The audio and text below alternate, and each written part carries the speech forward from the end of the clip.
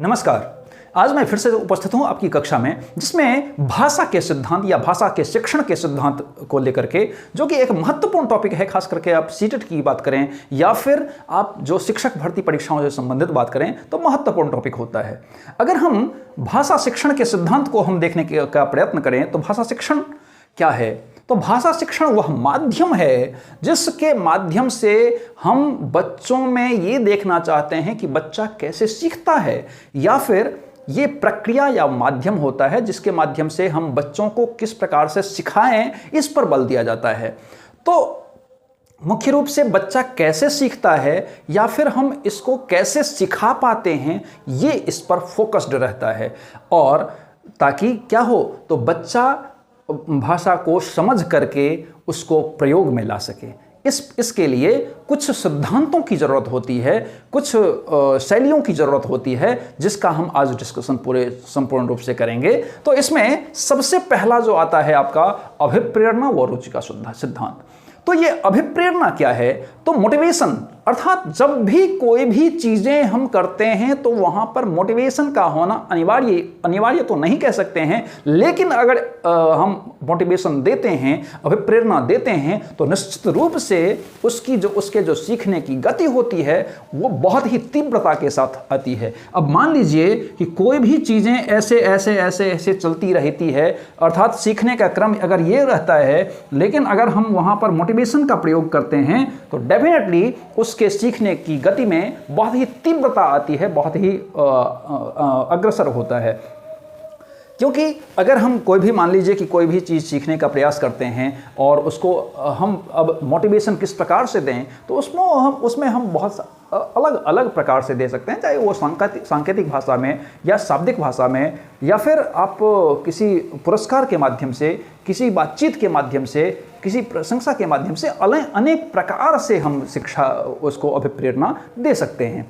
अब फिर रुचि का सिद्धांत क्या होता है? तो रुचि का सिद्धांत ये बहुत ज़्यादा महत्वपूर्ण होता है किसी भी चीज़ों को सीखने के लिए, खास करके क्योंकि अगर जिन चीज़ों में हमें रुचि है, इंटरेस्ट है, उन चीज़ों को सीखने के लिए बहुत ज़्यादा हमारे लिए आसान हो जाता है वो चीज़। लेकिन वहीं पर अगर कोई भी बहुत अच्छी चीज़ भी है, लेकिन वो अगर हमारी रुचि के बाहर है, हमारा उसमें इंटरेस्ट नहीं है, तो हम उन चीज़ों को या तो नहीं सीख पाते हैं या फिर बहुत कम सीख पाते हैं, कम गति से सीख पाते हैं। तो ये रुचि का सिद्धांत बहुत ज़्यादा महत्वपूर्ण है। अर्थात किसी भी चीज़ों को सीखने के लिए सबसे पहले रुचि को उत्पन्न करना बहुत ज़रूरी है, उसको क्रिएट करना, रुचि को क्रिएट करना बहुत ज़रूरी है। तो ये रुचि का सिद्धांत होता है। फिर बाल केंद्रता का सिद्धांत, ये बहुत ही ज़्यादा महत्वपूर्ण होता है, क्योंकि आप देखेंगे कि पहले के जो शिक्षण होते थे वो संपूर्ण रूप से शिक्षक केंद्रित होता था। अर्थात शिक्षक ने जो कह दिया वही चीज़ें हैं, क्योंकि वो शिक्षक केंद्रित ही था। लेकिन आज की प्रक्रिया की हम बात करें तो आज शिक्षक केंद्रित नहीं बल्कि बाल केंद्रित होता है। बीच में बालक होता है और बालक के ही इर्द गिर्द सब कुछ होता है। चाहे वो हम पाठ्यक्रम की बात करें, चाहे वो हम शिक्षण की बात करें, चाहे वो हम शिक्षण विधियों की बात करें, हम शैलियों की बात करें, हम अभिप्रेरणाओं की, मतलब सारी चीज़ों का जो केंद्र बिंदु होता है वो बच्चा होता है। तो बाल केंद्रित शिक्षा तो आज का है ही। तो ये बहुत महत्वपूर्ण होता है कि उसको केंद्र में लेकर के हम कोई भी चीज़ सिखाने का प्रयत्न करते हैं। इसके अलावा अभ्यास का सिद्धांत, ये अत्यंत महत्वपूर्ण होता है, क्योंकि करत करत अभ्यास ते जरमत होती सुजान, रसरी आवत जात ते सिल पर परत निशान।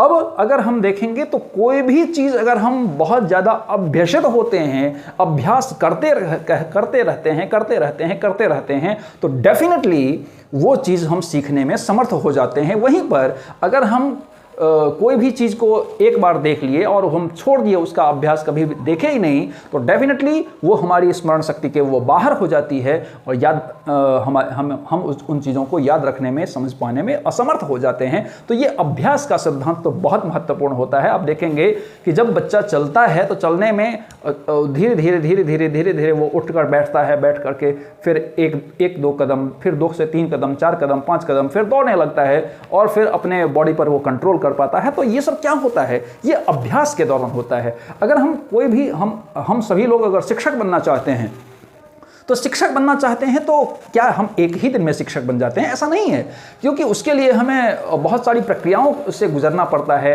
कई क्वालिफिकेशन को झेलना पड़ता है, फिर उसकी बहुत सारे क्वालिफिकेशन लेने के बावजूद हमें बीएड या डीएलएड वगैरह करना पड़ता है, फिर उसका सीटेट या अन्य परीक्षाओं को उत्तीर्ण करना पड़ता है, फिर उसको पार करने के पश्चात फिर से हमें शिक्षक भर्ती परीक्षा से गुजरना पड़ता है।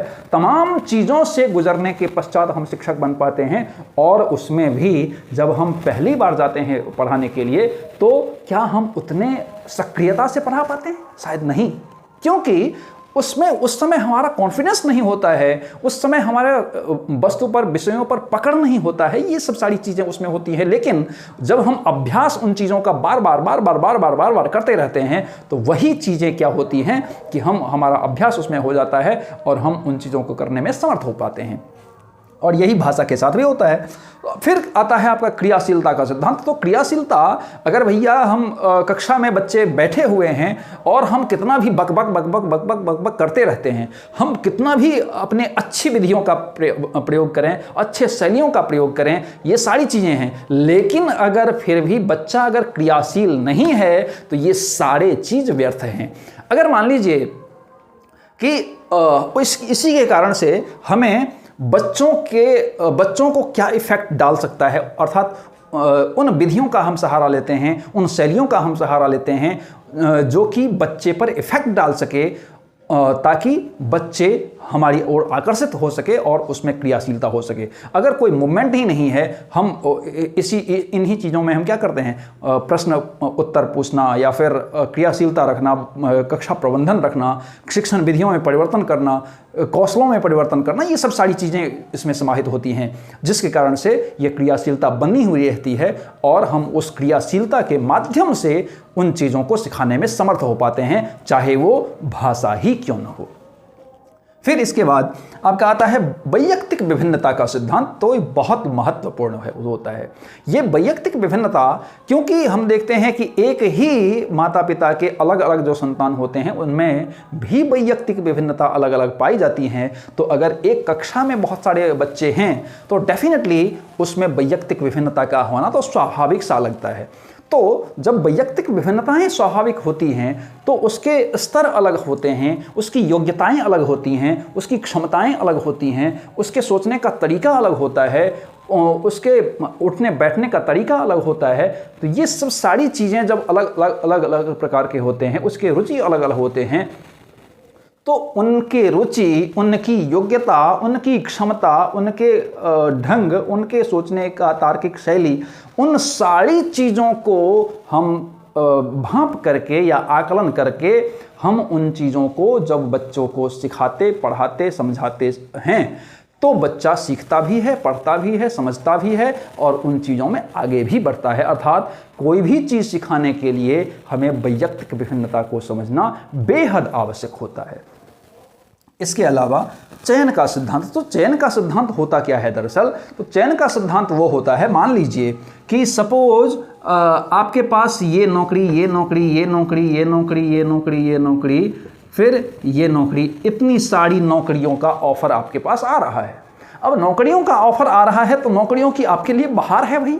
तो जब बहार है तो आपको अब ये सोचना है कि इनमें से हमारे लिए बेस्ट कौन सा है, ताकि हमारे घर के नज़दीक भी कौन सा है, ये भी हो सकता है कि पोस्ट हमारे नज़दीक में कौन सा हो सकता है, फिर अच्छी सैलरी कहाँ पर हो पाता है, अच्छे वातावरण कहाँ पर मिल सकते हैं। बहुत सारी चीज़ों को समझने के बाद आपको अगर लगा कि इनमें से जितने भी ऑफर्स हैं उसमें से ये जो नौकरी है वो हमारे लिए इन सारों में बेहतर है, तो जब बेहतर है तो आपने इस नौकरी का चयन कर लिया। तो जब चयन कर लिया अर्थात मतलब ये है कि बहुत सारी चीज़ों में से एक का जब हम चयन करते हैं वही चयन का सिद्धांत होता है। अब जैसे कि आज की सारी लगभग परीक्षाएं ये चयन का सिद्धांत पर आधारित होता है। जैसे बहुत सारे परीक्षाएं होती हैं, परीक्षा में मल्टीपल क्वेश्चन होते हैं। अब मल्टीपल क्वेश्चन में आप देखेंगे कि बहुवैकल्पिक प्रश्न होते हैं, उसके उत्तर होते हैं, तो आपको 4 से 5 उसके क्या होते हैं, विकल्प होते हैं। तो अब 4 से 5 जो विकल्प होते हैं उसमें आपको चयन करना है कि भैया इसमें से कौन सा ये इस क्वेश्चन के हिसाब से सही उत्तर पाया गया है। तो हम अपनी क्षमता, अपनी योग्यता, अपने समझ के अनुसार एक का उन 5 में से या 4 में से एक का जब चयन करते हैं, दैट इज कॉल्ड चयन का सिद्धांत। उसी प्रकार से भाषा के विकास में या भाषा की समझ को डेवलप करने में भी ये चयन का सिद्धांत क्या करता है, असर डालता है। अर्थात हमें किन चीज़ों को सीखने में ज़्यादा मददगार। तो इसी के कारण आप देखते होंगे कि जो बच्चे घर में जो बोली जाती है भाषा, उसको बहुत जल्दी वो सीख जाता है। क्यों? क्योंकि हमेशा उसी वातावरण में रहता है, उन्हीं चीज़ों को सुनता है, उन्हीं चीज़ों को समझता है, सुनने की कोशिश करता है, तो वो बहुत ज़्यादा उस पर असर डालता है। तो अगर बाकी भाषा है, उसके पास ऑप्शन अगर बाकी भाषा है और उसकी जो मातृभाषा है उसमें भी होगा, तो डेफिनेटली वो बच्चा क्या करता है, सबसे पहले तो मातृभाषा को चयन करता है। तो ये सब चीज़ें वो हर एक चीज़ों में ये इफेक्ट डालता है। अर्थात चयन बहुत सारी चीज़ों में जब हम एक का हम चयन करते हैं, वो चयन का सिद्धांत कहलाता है। तो मुझे लगता है कि आप भाषा शिक्षण के सिद्धांत को आप बेहतर ढंग से समझे होंगे। आप इसी प्रकार से पढ़ने के लिए एजुकेशन प्रोफाइल यूट्यूब चैनल को सब्सक्राइब कीजिए, लाइक कीजिए, शेयर कीजिए, कमेंट कीजिए और साथ ही बेल आइकन को जरूर प्रेस कीजिए ताकि आपको आने वाली सभी वीडियो मिलती रहे। धन्यवाद।